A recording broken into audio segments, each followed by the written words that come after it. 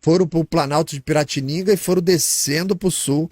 Ele foi mentor e protetor de um outro jesuíta muito famoso, chamado José de Anchieta. Manuel da Nóbrega foi o tutor do José de Anchieta. Essa imagem aqui que vocês estão vendo, quem está conversando com os índios aqui é Manuel da Nóbrega, quem está fazendo a oração ali é José de Anchieta. Cara, essa dupla, Anchieta, que deveria ser o patrono da educação do Brasil, cara, essa dupla aqui, cara, cada um deles daria uma série de TV inteira. A obra de cada um é sensacional. Você poderia fazer 2 séries separadas e você juntaria depois numa terceira série quando os dois se encontraram. José de Anchieta e Manuel da Nóbrega. Eu não consigo expressar para vocês em palavras a admiração que eu tenho pela obra dos dois. E o quão gigante seria esse filme, essa história, porque além de todo o trabalho material humano, eles ainda carregavam vários eventos místicos que aconteceram espetaculares com eles. Espetaculares, tá? Se eu não me engano, foi o Manuel da Nóbrega que teve um naufrágio. Tô tentando me lembrar se foi ele. Teve um naufrágio que aconteceu com ele. E o navio afunda todo mundo. E eu não sei se foi em São Vicente ou se foi um outro jesuíta. Eu sei que o jesuíta, os índios, o pessoal desesperado que morreu todo mundo afogado. E o padre, aquelas ondas ali de São Vicente grande. E o padre ficava, ó, subindo e descendo nas ondas, só com a cabecinha de fora. E ele não se afogava. Ele não se afogava. Não tem nada de místico nisso. Ele era apenas um bom nadador, né? Conhecia bem o mar, como é que o mar funciona. E ele falou, eu vou ficar lutando com as ondas. Ficou subindo e descendo. Ele foi lentamente saindo ali da área de recuo das ondas. Foi. Daqui a pouco foi saindo lateralmente, que é o macete para você sair quando o mar estiver te puxando. Não é você tentar nadar de volta para a areia. A receita da morte é você tentar nadar de volta para a areia quando o mar está te puxando. A receita é você nadar lateralmente. Que aí você vai sair daquela região que o mar está jogando a água de volta para dentro. Que é, a onda, quando vem para a areia, ela tem que voltar. Aquela massa de água tem que voltar. Isso é macete de surfista. Então, se você cai nessa região que ela está levando a água de volta, não adianta. É igual nadar contra a correnteza. Você nada lateralmente. Aí o padre foi, aquelas ondas enormes subindo e descendo, e ele foi lateralmente. Quando ele sai, que ele bate a água do corpo lá, o jesuíta, os índios estavam assim, ó. Ele é um filho do mar? Tem um monte de história jesuíta interessante.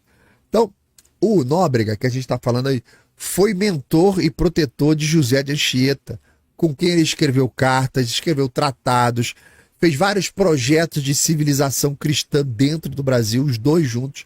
Ele também era teólogo, o Nobre, o Manuel da Nóbrega, né? Ele também era teólogo, também era um político, entrava na política, discutia, era educador, administrador, ensinava administração, criou a base de educação formal aqui no Brasil, foi pioneiro em compreender o Brasil como um campo de batalha moral, um campo de batalha social, para depois chegar no que ele fazia muito bem, que era a parte espiritual. Ele morre em 1570 no Rio de Janeiro, tá? E com certeza, a mais absoluta certeza, esse foi um cara que cumpriu a sua missão, porque ele deixou aqui dezenas de colégios, hospitais, cartas, documentos históricos, livros, uma ideia que atravessou séculos, sendo base da obra aí jesuítica, a obra de evangelização, tá? Então, ele falava o seguinte, cara, para você educar, antes de você educar, você precisa entender que aquela criatura que está na tua frente, ela tem uma alma. E por ter uma alma, seguindo o que diz a própria Bíblia, está lá em Provérbios, você tem que usar aquele dom que Deus deu para todos nós, o dom da sabedoria. Falar, gente, não só catequizo, mas não adianta só catequizar uma alma e deixá-la ignorante. Essa alma tem toda a potência que Deus deu para a gente de sabedoria. É uma obrigação eu torná-la culta. Aí os portugueses no começo meio que desconfiavam, tal. Quando sai o índio falando latim, falando francês, teve índio estudando em universidade na Europa. Teve índio indo para a Europa. Sept Araju, nossa, tem a história aí de Índia que casou, foi morar na Europa. Nossa, tem a história. E eles provaram. Olha aí, você tá achando gostosão, o bambambam, só porque você tem mais cultura, veio da Europa. O índio agora fala francês, você não fala francês. O índio fala latim, você não fala latim. Intelectualmente é melhor do que você. Aí ficava lá o português militar olhando assim. Se fudeu. E o jesuíta mostrou. E isso fez com que grande parte dos portugueses que vieram para cá respeitasse o indígena. Quando veio a escravidão africana, a mesma coisa. A mesma coisa. Meu amigo, você não é melhor do que o negro, nem do que o índio, não. Ah lá, eu deixo ele melhor do que você. Tu que é um merda. O trabalho jesuítico, a importância deles aqui no Brasil, vou falar para vocês. Você não conseguiu fazer o trabalho jesuítico do Brasil na Argentina, por exemplo. A Argentina teve escravidão. A Argentina tem índio. Teve índio na Argentina.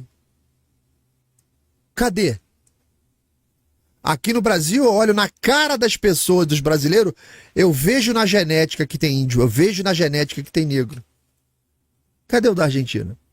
Por que não é na mesma proporção do Brasil? Talvez porque faltou para eles esse elemento de ligação jesuítico. Não sei se vocês sabem, quando o Fernão de Magalhães passou 1519 pelo Rio de Janeiro, passou para abastecer aqui no Rio de Janeiro, parou ali, construiu a ermida de Santa Luzia, onde hoje é a igreja de Santa Luzia, 1519. Os portugueses chegaram de vez no Rio de Janeiro em 1565, que eles expulsaram os portugueses. A América foi expulso, passou 1503, documentou ali, Cabo Frio, Baía da Guanabara, essas porra toda. Então, 1519 volta Fernão de Magalhães. Aí quando ele passa pela Argentina, eles estão passando numa praia lá na Argentina, procurando a passagem de Magalhães, tinha um índio em pé na praia, sozinho. A galera do Fernão de Magalhães ficou doida olhando o índio lá, falou porque o índio tinha uns 2,10 metros. Devia ser aqueles índios que só comia proteína, né? Isso acontecia com os mongóis também. A galera, os mongóis ali, teve um período dos mongóis, que os mongóis chegavam ali nas suas invasões, o asiático, o islâmico, a galera olhava ali, ó, da Rússia, olhava, o mongol tinha 2 metros de altura. E na época eles não entendiam, né? Aí depois de um tempo mudou tal, aí o mongol ficaram pequenininho, depende da dinastia. A galera só comia proteína, os caras 2,10 metros. Aí o índio grandão. Aí o Magalhães encostou lá com o bote, o índio era super simpático, pacífico, ficaram lá tentando conversar tal. Aí deram comida pro índio, deram um frango assado lá pra ele provar um pedaço. Maluco, o índio comeu o frango inteiro. Eles deram um segundo frango assado, ele comeu o segundo frango. Eles deram o terceiro frango assado, o índio comeu 3 frangos inteiros. E começaram a se divertir e tal, porque ele tinha um pé muito grande. E lembra, a expedição de Fernão de Magalhães era a expedição espanhola. Ele tinha uma pata muito grande, o índio. Um patagão. De Patagão veio o nome da região no mapa, que eles escreveram Patagônia. Levaram o índio na viagem, o índio morreu na viagem. Fome, depressão, um monte de problema, que não podia alimentar o índio do jeito que ele comia. O bicho morreu, cara. Morreu na viagem. Então, você veja, eles não tiveram o elemento jesuítico no meio do caminho. Então, o jesuíta falava, cara, educar era mais do que ensinar, era formar consciência, ordenar esse caos. Olha o caos na cabeça dessa senhora que a gente acabou de ver. Ordenar o caos, criar uma civilização onde antes havia apenas o encontro violento entre mundos, aquela coisa natural ali do instinto.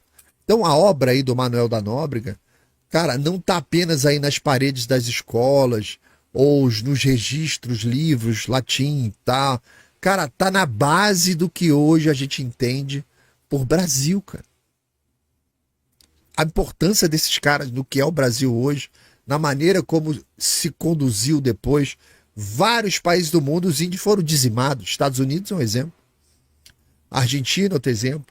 E aqui no Brasil, por que que eu vou lá no norte hoje, todo mundo tem cara de índio? Um monte de gente. A minha pentavó do Rio de Janeiro era uma índia de uma tribo do bairro da Glória. A minha mãe tem cara de índia, cabelo liso, escorrido, preto. Eu tenho um irmão que parece o Bruce Lee, irmão do palhaço. Mais baixinho, eu puxei a parte da avó, que era dinamarquesa, esse irmão puxou a parte da mãe. Mais baixinho, olho puxado, igual o japonês, cabelo puxado. Você olha assim, é japonês. Japonês não é índio, cara. Que japonês? É índio. O Brasil é isso, né? Essa bagunça toda, essa mistura genética, né? Então, grande trabalho dos jesuítas, tá? Projeto de nação, projeto de alma, projeto de princípios, um projeto completo. Tá? Grande trabalho dos jesuítas aqui no Brasil. Há quem ainda denigra por pura desinformação a história dos jesuítas. Lembrando também que nesse período, né, quando eles desceram aqui, a Fundação de São Paulo aqui, né? Deixa eu trazer a imagem para o tamanho real. Isso aqui, ó, isso aqui eu acho que é o hospital. Hospital fundado pelos jesuítas, Hospital São Zacarias e a Igreja de Santo Inácio, ali dos jesuítas. Fundaram vários hospitais. Aí eles com os índios, né? Aqui os jesuítas abençoando, Manuel da Nóbrega, abençoando os portugueses que estavam indo na batalha contra os franceses. Tá? O trabalho do cara, sensacional. Aqui, ó, lá no meio das tribos, jesuítas ali, ó, resgatando o homem branco que ia ser comido. Trabalho dos jesuítas. Tinha autoridade com os índios. Os índios sabiam que, ó, esses caras não sacaneiam a gente. Se eles estão dizendo, os caras respeitavam ali, salvando o homem branco que ia ser comido ali.